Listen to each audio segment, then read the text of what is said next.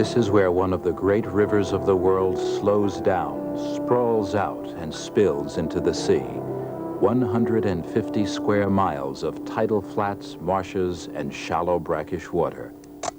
The Columbia River Estuary.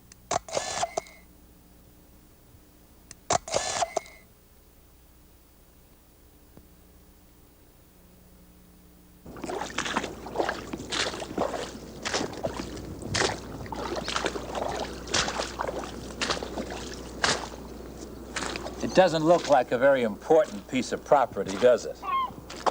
But these tidal marshes, mudflats, and adjacent uplands are valuable in two ways. Biologically, a healthy estuary is enormously productive. Simple life forms, fed by nutrients washed from an entire watershed, flourish here and make up the first fragile link in a chain of life that reaches all the way to man. Economically, estuaries are a country's portal to the sea. Most of the world's commerce passes through estuaries, so you find industries, cities, and port facilities clustered here, competing for access to the water.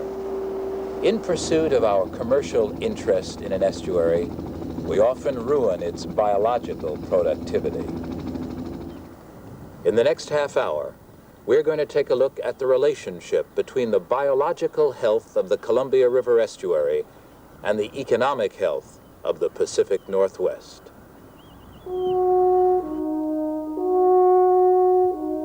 Amidst a maze of islands, sloughs, and channels, salt and fresh water meet and mix. On the rising tide, the Pacific Ocean floods in, raising the water level by as much as 12 feet, driving a saltwater wedge 26 miles up the Columbia River. When the tide ebbs, the river's fresh water washes much of the salt back to sea. Fresh water predominates in the Columbia. Its volume has, for centuries, pulsed rhythmically with the passing seasons. In spring, as much as 1 million cubic feet of water pours into the estuary every second. This constant mixing of the tides and fresh water is responsible for much of the physical character of the estuary and is essential to the biological life here. Many plants and animals have adapted to the rhythms of this ever-fluctuating environment. They thrive in great abundance and form the base of an elaborate food chain.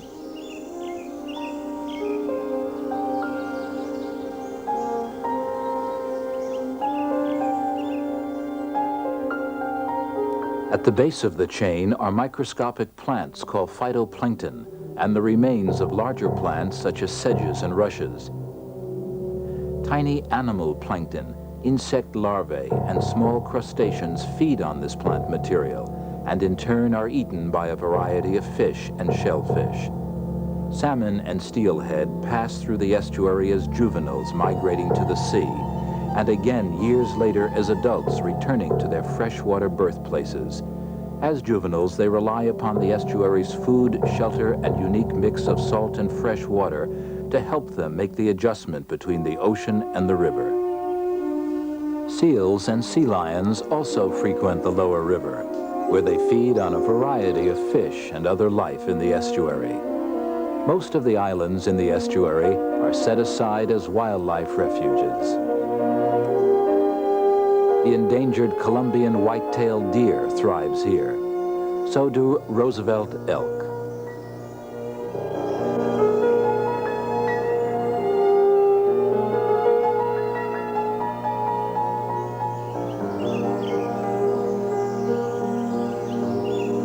More than 175 kinds of birds, including nesting colonies of great blue herons, the threatened bald eagle, and a major concentration of wintering waterfowl, all live or migrate through here.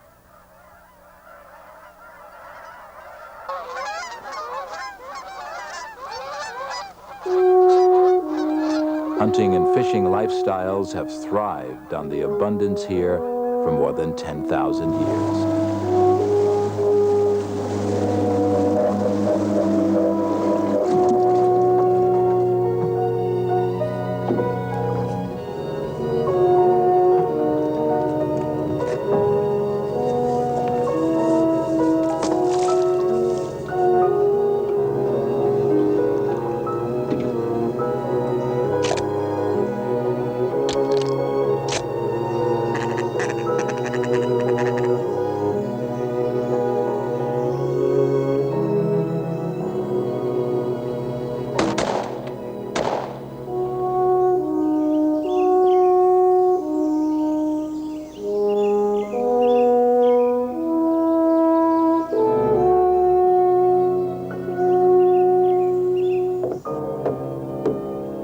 For decades, life here has moved to unchanged seasonal rhythms.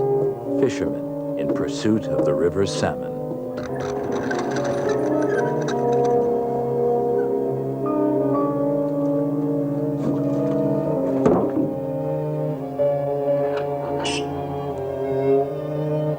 Generations of men, women, and children have come down to the river to build their boats and floating houses, to live and to fish.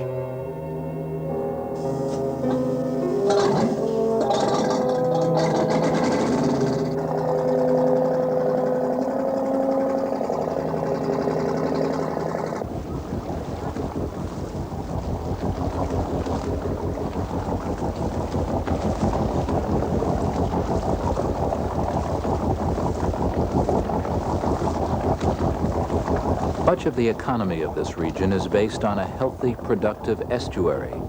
But other segments of the economy sometimes prosper at the expense of the estuary and its biological health. Farmers were attracted to the lower river by the rich, black soil. By the 1930s, 2/3 of these wetlands had been diked and drained. Although skeletons are all that remain for some of these farms, the majority of the drained acreage is still in agriculture.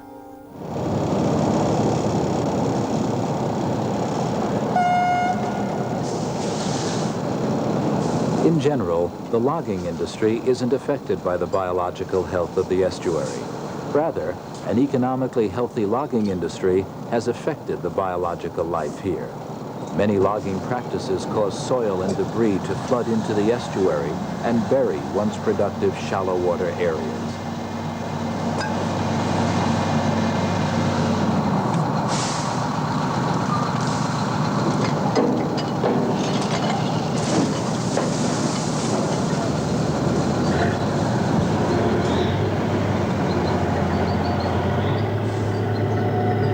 The logging industry depends upon the estuary for convenient storage space, efficient waterways for moving the logs to awaiting ships, and its direct link with the sea and foreign markets.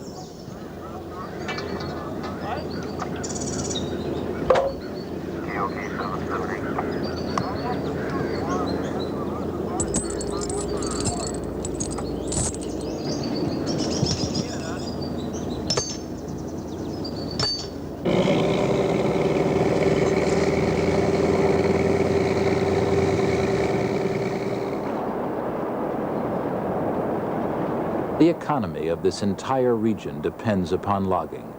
Logs comprise 99% of the tonnage exported from the port of Astoria. The timber industry employs more people than any other in the area. Revenues exceed $500 million per year.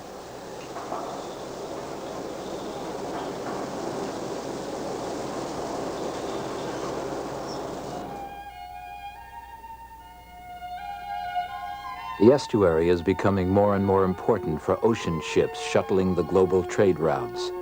While a few of these freighters stop and load logs at the port of Astoria, most simply cut paths through the estuary, headed 100 miles inland to Portland, Oregon.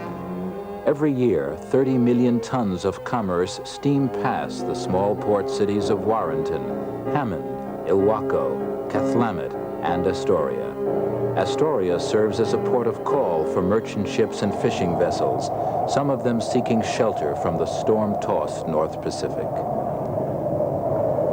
Fog, rain, and violent winds prowl the northwest coast, claiming ships and lives. Mariners call the entrance to the Columbia River estuary Graveyard of the Pacific. The skeletons of more than 100 ships lie in and around the mouth of the Columbia. At Cape Disappointment, the Coast Guard maintains navigational aids and helps ships pick their way across the perilous bar.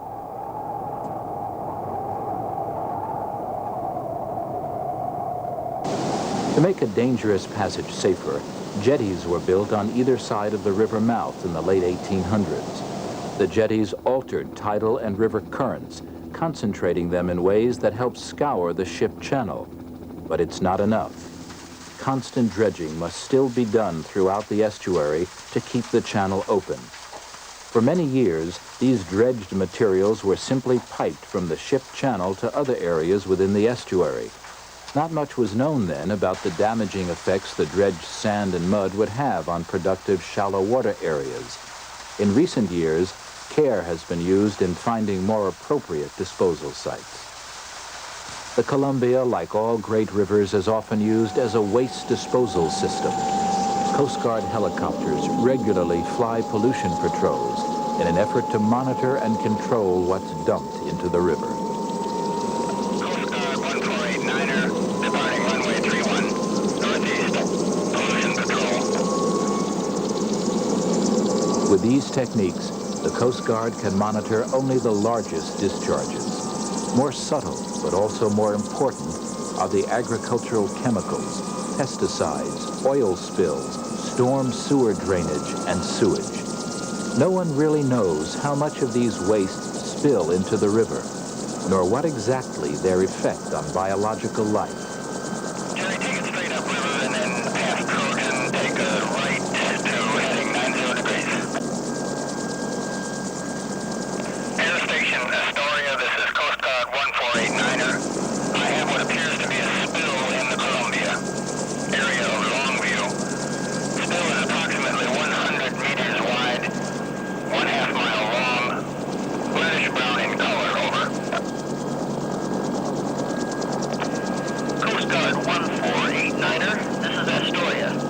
Subject spill is a scheduled control spill, monitored by EPA. No further Coast Guard action is necessary, over. Roger, Astoria, this is Coast Guard 1489er, out. For the most part, the estuary looks healthy enough. All the draining, dredging, and filling seem, at a glance, to have done little harm. But that's because the Columbia conceals her scars well. In fact, we have done damage here, and not just by our exploitation in and around the estuary itself. Activities just as destructive take place far upriver. The Columbia River estuary is a critical and vulnerable link in a much larger system. It's the neck of a funnel that drains 250,000 square miles of 7 states and British Columbia. If we're to understand what's happening to the estuary, we must look to its source. We must follow the water from the time it melts and runs off the high Rocky Mountains until it reaches the Pacific. The Columbia River gathers on the western slope of the Continental Divide from as far away as Canada and Montana. From the time it cascades out of the mountains until it reaches the Pacific, the Columbia's water will be used and reused, coveted, diverted, and contaminated, heated, treated, and mistreated. But here in the high canyon country of Idaho, it rushes clean and cold, one of the West's few wild rivers. The Boise, the Snake, the Yakima, and many others once ran free to the Columbia, the estuary, and the sea. In the spring, these rivers carried a great flush of water, sediment, and debris that flooded into the estuary and replenished it. The spring surge was the lifeblood of the estuary, and the Columbia River was the artery that carried it. For time immeasurable, young salmon and steelhead hatched in small tributary streams and followed the runoff to the sea. These wild headwaters represented the origin of life for both salmon and the Columbia. But today, many of these streams lie beneath giant reservoirs. Anderson Ranch, Hungry Horse, Grand Coulee.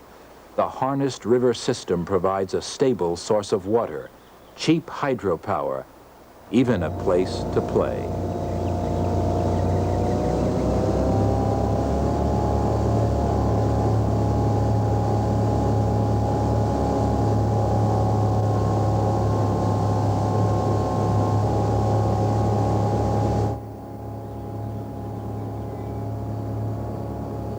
The vast interconnected reservoirs have become a highway to the sea. From as far away as Lewiston, Idaho, commerce flows uninterrupted 500 miles to the Pacific. Wheat from Washington, potatoes from Idaho, 8 million tons each year through the Cascades. The reservoirs have become a boon to farmers as well. Clusters of huge electric pumps suck mountain rainwater and snowmelt from the Columbia, bringing life to desert soils, creating agricultural wealth where sagebrush once stood.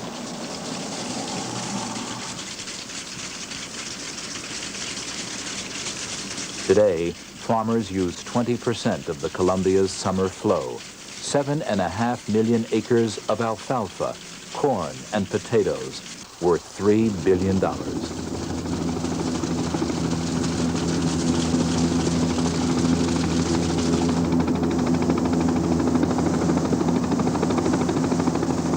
The Columbia Snake River system contains 1/2 of all the hydroelectric generating capacity in the United States, 18 billion kilowatts to fuel the Northwest's economy.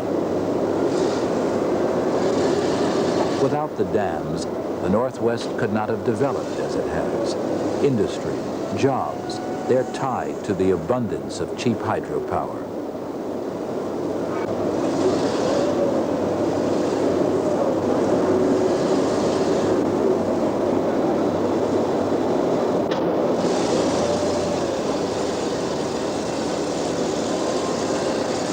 In the early days, the river's power and water supply seemed unlimited. Industry was attracted to the river by the cheap power, and with industry came people. Demand for electricity and water quickly rose to meet supply, and today competing demands often exceed the capacity of even this great river.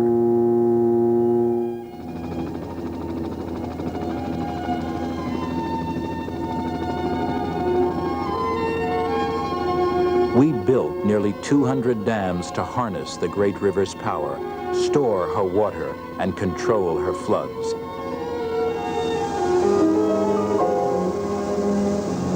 But in the process, something was lost.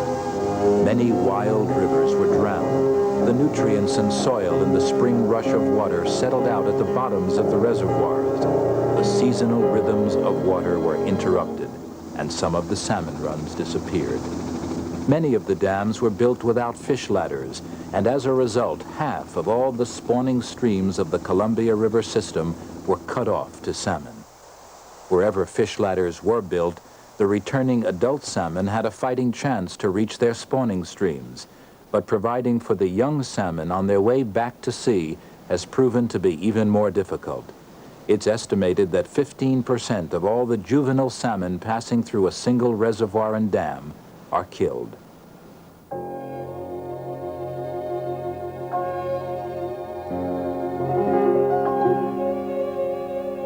The salmon resource has declined, partly due to overfishing, but also for some of the same reasons that other biological life in the estuary has suffered. Demand for the river's water, changes in its flow, loss of habitat, and pollutants in the water. In the case of salmon, a great deal of time and money is being spent to undo the damage. State and federal agencies have spent $500 million on fish passage and propagation facilities. These hatcheries were designed to replace thousands of miles of shallow gravel streams, which were cut off to migrating salmon by the construction of Hyde dams. Despite all this effort, maintaining upriver runs is becoming increasingly difficult. The big problem seems to be getting the juvenile salmon to successfully pass through the reservoirs and dams.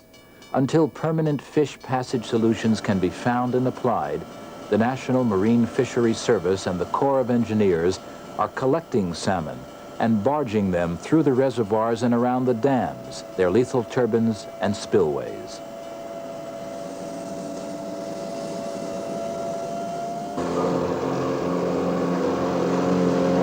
In a record year around the turn of the century, 49 million pounds of salmon were caught and processed here.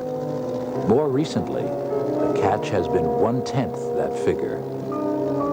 As salmon catches on the Columbia declined, the economic health of the region was shaken.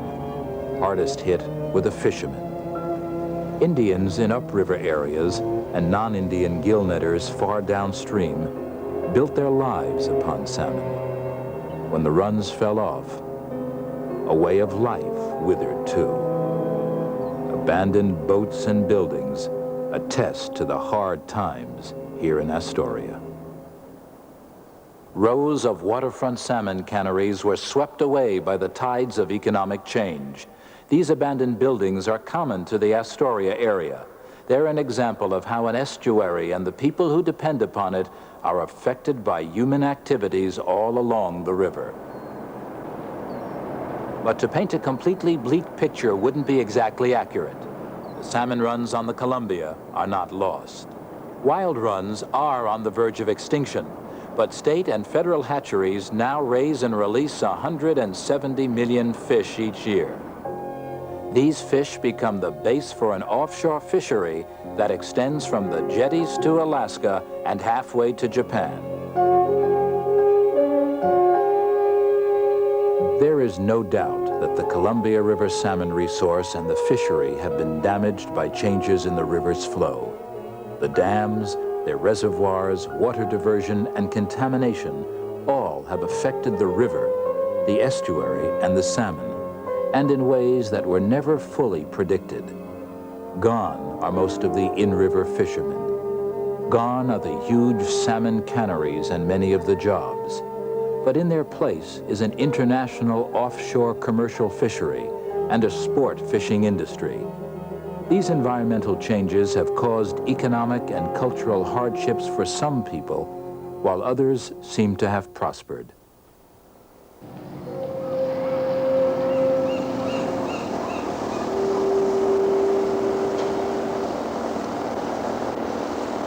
As the salmon industry in the Columbia declined, other fish and other industries took up some of the slack in the economy. For example, some fishermen and processors shifted to tuna, shrimp, rockfish, and ling cod. But these species now support only a small fraction of the jobs once provided by salmon alone.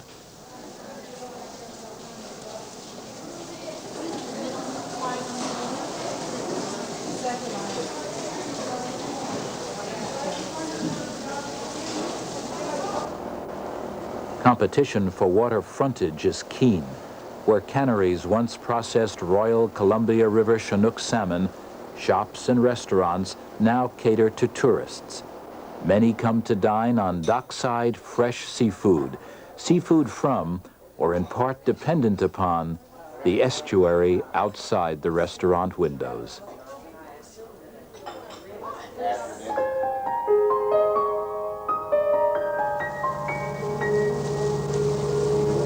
Especially during years of low rainfall, competing demands for the river's water exceed supply. And yet every year there are greater and greater demands. Demands to divert the river's water to the arid southwestern states. Demands to build more dams. Demands to dredge and fill productive tidelands and deepen channels for new port and industrial facilities. The sharp decline of the fishing industry has forced the communities in the Astoria area to look elsewhere for income. New port facilities proposed here would mean more jobs and an economic boost. As these demands grow, the effects on the biological health of the estuary and on salmon are destined to grow too.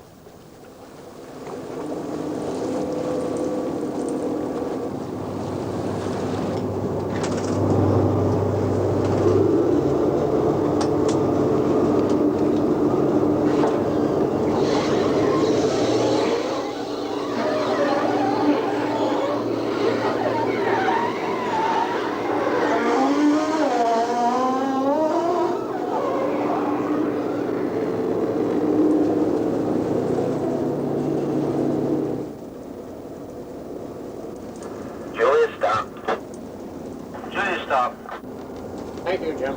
That's yellow.